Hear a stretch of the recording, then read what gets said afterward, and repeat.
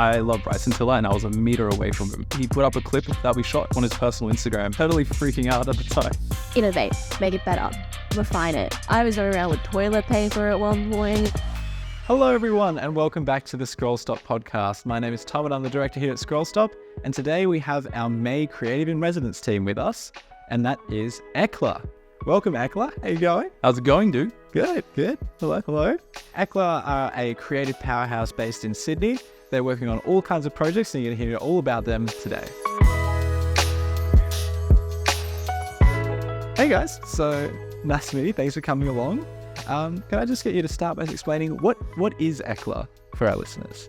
So the way I like to describe it is we're a mixed media creative collective, if that makes sense. So if you think about typical kind of production houses or media companies, it's kind of like it's specialized a lot towards film. But with EKLA, we've kind of come together from very, very different creative backgrounds. So you can see that a lot of us have an individual creative background that's quite significantly different from the other. So we're talking, we have people in film, but then we have people who are across like music and audio, for like me, for example.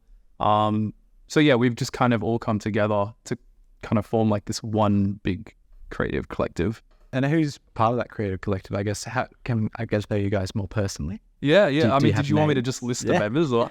Start with you guys. What are your names and what do you do for the team? So I'm Shalene. I'm the creative director of EKLA. So I, alongside the other co-director, Nick, we basically run the whole shebang. And Liz? Yes, I'm Liz. I am the event producer and an AD as well. Yes, so I put on the events and I also on film shoots run. I'm an AD, so I second AD and run the shoots as well. Okay, great. And did you guys study in those fields, or are you sort of doing this as like a side thing? What's the story there? When you start? I think you have a more interesting story. Okay, well, I did not come from a film background whatsoever. So I studied medicinal chemistry in uni, so completely different. It's like making drugs, but legally. That's the way I like to describe it. So yeah, I come from a very heavy like science and engineering academic background, if you want to put it that way. I have always loved music though, so I've kind of just been self-taught producer, play piano, DJ self-taught as well. Like I kind of just done this in the background alongside studying, like just doing the key deliverables that are expected of me, right? Alongside that, I just do my own creative thing as well. And it's just blossomed. I have two halves of my life now. Great. That's wonderful. It's great to have an outlet from your day job as well, because I feel like people that fully lodge into their careers, like myself included, I feel like sometimes you just get burnt out and you can't do what you actually want to do at the end of the day. Yeah, I mean, for me, and sorry, Liz, I'm going to keep going for a second. For me, in particular, I need to have both. I need to have an analytical side of me and I need to have like the creative side of me both exercise. I feel like if I was to do one or the other, I wouldn't be satisfied. I'd need to be doing, if I was doing, creative stuff full time as my day job, I'd be, writing code or something like that after work, right? Yeah. That's just the way it goes. Yeah, no, that's ideal. What about you, Liz? Yeah, I definitely come from more of a straightforward, I went to uni for media. Studied film production and journalism, and that took me into kind of a marketing job out of my degree. And then from that, I was doing a lot of projects on the side, doing lots of film, kind of helping my friends out here and there, as most film students do. And events was kind of a passion for me. I'm a lover of gigs, going to raves and things like that, and I wanted to reflect that. I wanted to create a space for myself for the type of event I want to go to myself, and that's when we all got together, I think. And then Okay, great. And what is your ideal event type? Like, what's if you had $1 million and you could build, well, $1 million is small, so $200 million and you can make $1 million total. Sorry, I'm talking big figures. Walk out a little bit, man. Yeah, sorry. $200 million. You can make any event you want. What would it be? What would be your pinnacle career moment, do you think? I think it would be something that incorporates all senses. Okay. That's what I would eventually want to get to. Sight, touch, taste, everything. Is an event where it's not overstimulating, but there's an experience in that. You're just not going to a gig for music. You're going to a gig to experience as something as a whole. I think that's where we kind of excel, in that we've got the visuals from our film side and also from the music side of it as well, and just generally creative production. Like, I would love to get more people who are in AV and that kind of world, and lighting and smell even. I went to a gig recently where the DJ lit incense, and that was like so inspirational, because I was like, yeah, let's like tell a story through smell. Like, that is, if I had all the money in the world, it would kind of just be this like big experience. Yeah, smell's a really interesting one as well, where like, I don't know, if you smelt something at a gig, let's say, and that smell, the first time you smelt it is there.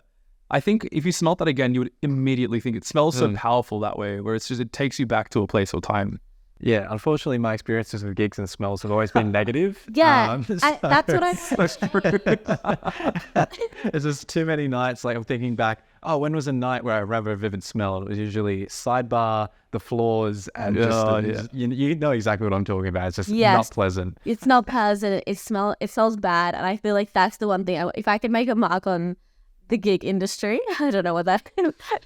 Get rid of bad smell. Get rid of bad smell. Yeah, I'm here for that. I'd invest in that. Damn, God damn. It's needed. It's really needed. So you guys have hosted some events recently. Most recently was Samsara, was it? Is that correct? So what was that event? What was the sort of main inspiration behind that? Being the founder of EKLA, like, I started EKLA as an events, purely events. Like, it didn't have anything to do with film. It had literally the first event was literally a dingy art gallery in Chippendale, and a table that we got from Kmart for about $25, and then black tablecloth over that, decks, DJs that are just friends, and I like roped my little cousin into like doing some art for the walls, and it was a rager. Like, that's how it started. That's a humble beginning. Yeah, like 100%. So it definitely did start off as just events, and then we kind of brought in the film side of things later, but we didn't want to let go of the events, because that is kind of, in my opinion, one of the best ways to give creative expression to people who like kind of follow you or keep track of what you do and really like engage with your vision, right? Because it's a direct conduit to the vision, essentially. Like, usually there's a phone that's the medium or the channel, right? Yeah. To get people to like look at you, right? They're there. They can't run away. Yeah. Traffic me. They either love it or hate it, right? Yeah. They have to experience it whether you do well or not. Yeah, so. Exactly. So we're not for asking permission. Yeah. No, it's I experienced the same thing with the launch party here. It's like it felt so good to bring people into a space and make it tangible and be like, yes, this is the idea that I've had this whole time. This is what I wanted to do. This is what I've tried to express through the phone, through email, through everything. But actually bringing people into the space was sort of a bigger experience.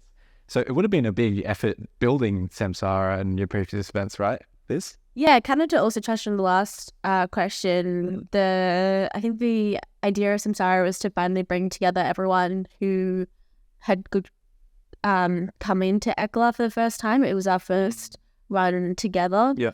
And yeah, the goal, I think, was to kind of keep expanding on what Shaz had built, and innovate, make it better, refine it. I wasn't really trying to do anything too crazy for what would have been my first EKLA event, but yeah, really making those like small subtle changes that elevated the experience. I've forgotten your question. Just yeah, so what were some of the complexities with forming an event like that? I think the complexities with logistics is there's always going to be lots of people who want something a certain way, or in kind of coordinating it all. As now it was a bigger team, it was kind of thinking about what kind of brand we want to put forward, and or how we want to refine it. Getting together art and putting together the different visions. I wouldn't say it was a good challenging, but it was interesting. But it was fun, and it had a big payoff at the end, so it was really good. There's a lot of moving parts generally, like because I've had practice at this, right? And every time we throw the event, and it's so great in the moment, and then you kind of just forget how much work it is, and you're like, we should do that again. But with the recent one with Samsara, it was very much like, hey, we are all together now, and we can do so much more because we're all like, I mean, Liz is the event producer, but like there are a lot of other people who can chip in and help out with that sort of thing. So it was kind of just to make a mark of like, hey, like this is what we can do when we're all together versus just individually. Yeah, definitely showcasing our individual talents, because I think EKLA is just a collective of people who've friends of friends, people with different talents.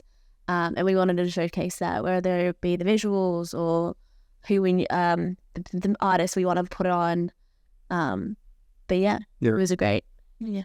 It's really refreshing that you've got sort of a lot of young voices as well. Like I feel like quite often with little agencies or groups, you find that tends to be, a few senior figures that try to steer everything in the way they've always done. I feel like you guys have a lot of flexibility to have, new ideas and new ways of thinking and really approach it from a sort of contemporary standpoint, right? Yeah, for sure. I mean, like the thing is, EKLA does, if we had to kind of funnel down to what kind of things we like to create, it's like just really unique and kind of experimental youth culture content. So youth culture, right? So it has to be tapped into what people are listening to, watching, vibing right now, what concepts appear, what concepts, effects, transitions, and that sort of thing kind of like appeal to them. So it really stems down to like having that young voice in the collective as well, for sure. No, it's great. It's we're really not refreshing old, to see. Yeah, no, never. Yeah.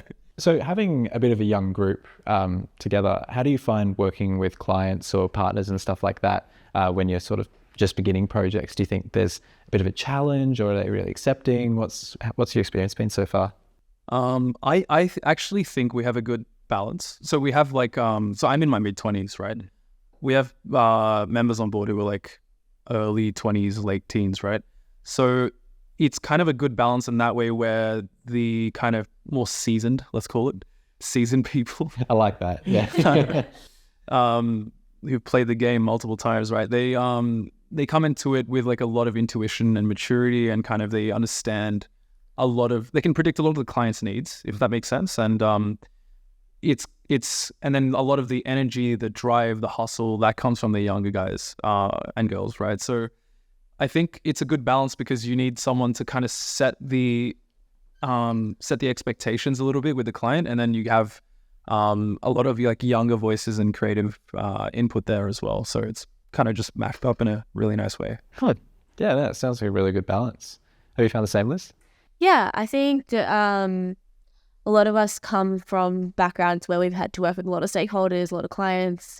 I know personally I came from a marketing background, lots of clients, stakeholder management. So I've been able to, apply the things that we have gone through in our day-to-day jobs, and using that in the EKLA. But yeah, I think that it's just about setting expectations early, having a good relationship with making sure that you're meeting all your clients' needs. So it's been great so far. I think we've had just really wonderful. Everyone we work with has been really wonderful. So yeah, that's great. And on the other end of the spectrum, have there been any horror stories yet? Have there been any? We got to the shoot, there was no card in the camera, had to hide all that sort of stuff, or what do you reckon, Liz? Inter-team drama, need something saucy. I can actually think of a time. So this is just before we actually formally came together.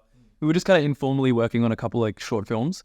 And we were meant to screen on the Saturday night for the event, actually. Brilliant. And on Saturday morning at 2:30 a.m., we were editing. The last minute push. We were transferring, like exporting in Media Coder, just transferring footage out, scrambling, just like posting. Oh God. Yeah, we've learned from our mistakes. Let's just put it that way. Yeah, I think we've all been there. The last minute export before the deadline is just like a panic station. Takes you back to like uni assignments, right? Yeah, but it always works out, right? Yeah, yeah, exactly. It was a successful screening, and yeah, it was all because of the frenzy. Yeah, exactly. Yeah, Liz, do you have any similar? I was running around with toilet paper at one point. Oh, actually, can we tell a story about the event? Yes, please. Oh, yeah. Feed. Yes, yeah. Yeah, we ran out of toilet paper. That was bad. Oh no. Was that mid-event? We had people coming up to us Event. in the middle of the event, like, "Hey, do you know you don't have any toilet paper?" I was like, Yeah, Shaz kept going on about how yeah, no. I just realised I'm on camera. No. We'll blip it out if we need to. I was just like, when I heard that, I was like, who's taking shits at like these events? Who rocks up to an event and goes, you know what, time to clear my bowels.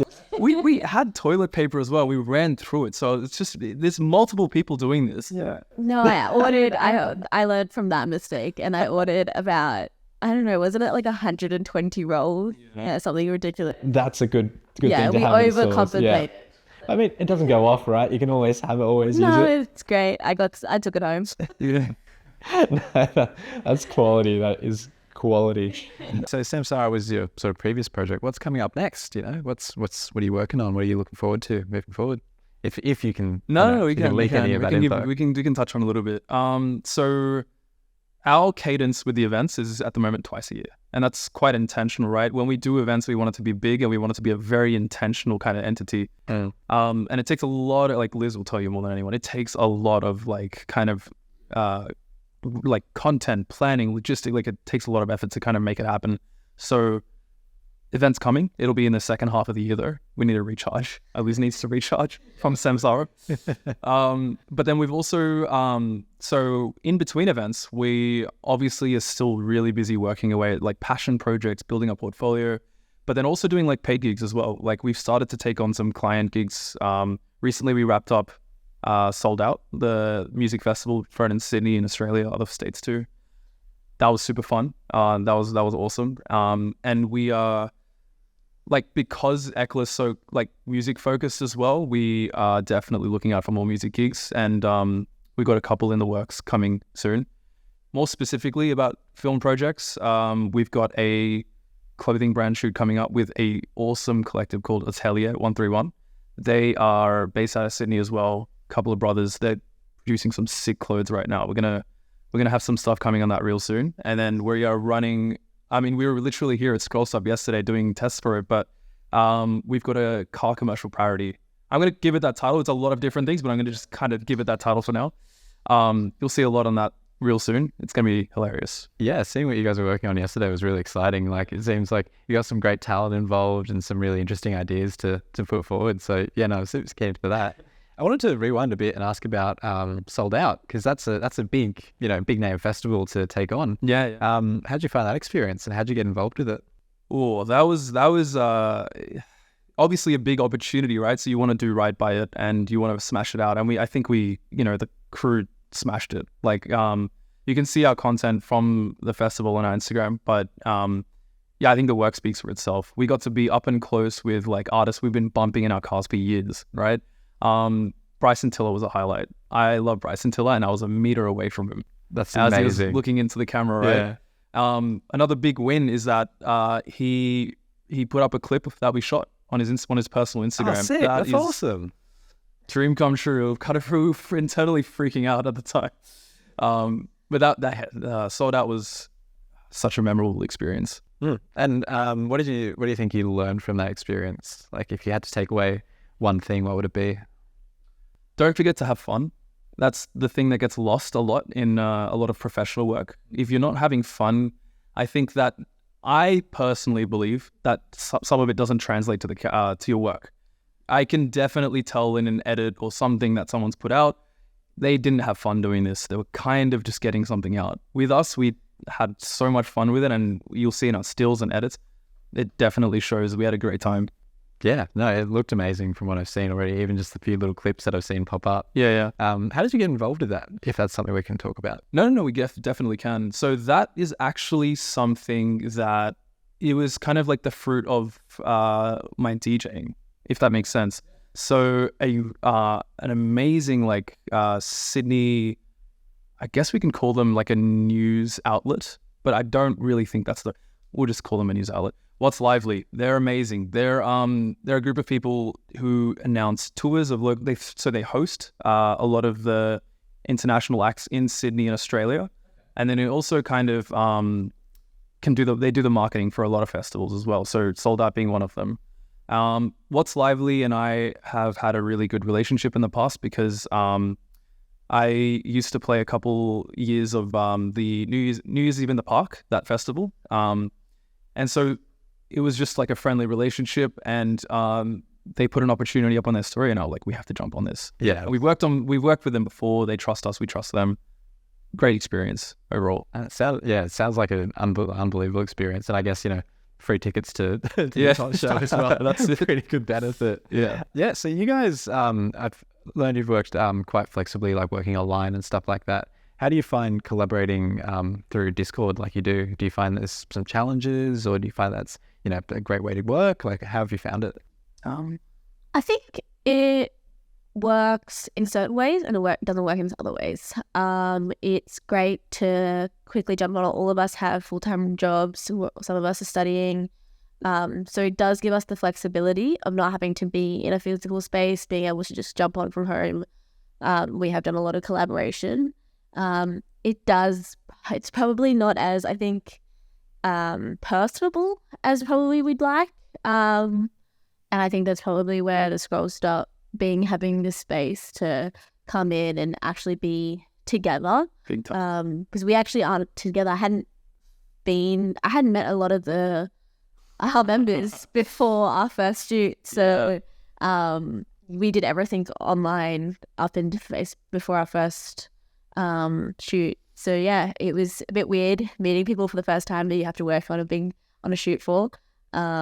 So yeah, being able to collaborate in person is probably a little bit easier, but I think the online versus physical debate is obviously something that's quite big right now. Yeah, absolutely.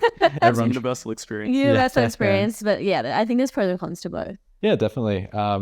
Like in starting this place, I recognize that a lot of people are used to working online now. Like it's something that, we've all had to get used to. And now it's sort of a lot of people like to lean to as like a way to, cut down travel time, cut down expenses and all that sort of stuff. But I find the most inspirational work is often when you're in person and together and you can have those sort of interpersonal interactions. And just being able to bounce off each other without like, oh, can you hear me? Are you on mute? Like, I think that is always... Let me just share my screen. I think that's always going to be quite a hindrance to the flow of work. It's definitely easier to bounce off when you're in a room like this and having a discussion. Yeah, definitely. And I find it's like much easier to learn things as well when you're sort of in space with someone, you see them do something slightly different to what you do and you'd be like, oh, wow, I didn't realize that was a thing. Whereas if you're online, it's just like they're just moving a cursor on the screen or something like that. So it's a bit harder. And sure. Speaking of learning, EKLA is running a masterclass later this month. Yes. Yeah. 100%. So we have some details behind the NDA, but what can we release? What's coming up? It's going to be a interactive masterclass, of course, but it's going to be kind of centered around like an introduction to cinematography. Mm-hmm. So if anyone's kind of out there thinking about getting into cinematography and you want to learn from Sydney's best. Oh, Sydney's best. You said it here first, guys. Yeah. We'll be hosting that later this month, and we can't wait to see everyone there. It's going to be awesome. Yeah, no, the last masterclass went really well and everyone got really interested in it. I think being able to work physically, with actors for the last one because it was directing, this time it'll be for cameras. So it'll be very, very exciting. And who'll be running that from the team? Will it be everyone? Will it be one or two people? What's the thought? It's going to be Johan, our DOP. Why make someone else? He's the best. He's the guy in EKLA for camera work. So learn from him. Great. Well, I'm very, very keen to see how this all goes. And of course, I'll be there helping out too, making sure all the things work in the background. So how do people find EKLA? Where are you guys best placed? Are you Instagram, TikTok? What's the wave these days? So you can find, our home base is Instagram. You can find us at ekla.scene, and you'll find a lot of our teasers, a lot of our short form content come out there. But we're coming out with our YouTube to see the whole thing in a cinematic manner, right? And then we've got a TikTok coming soon as well. So we'll have the trifecta, right? We'll have YouTube, Instagram, TikTok. You'll find us on all three. Yeah, can't wait to see what you guys come out with. No, it's very exciting time. An email for inquiries. Oh yeah, drop that real quick just in case they're listening. What's the email? Email address? It's eklascene@gmail.com. eklascene@gmail.com. Always good to have that in there. No, well, thanks very much for sitting down with me today, guys. It's been a really interesting chat, and I'd love to get to know about what you do a bit more. Yeah, pleasure. Yeah, no. Thanks,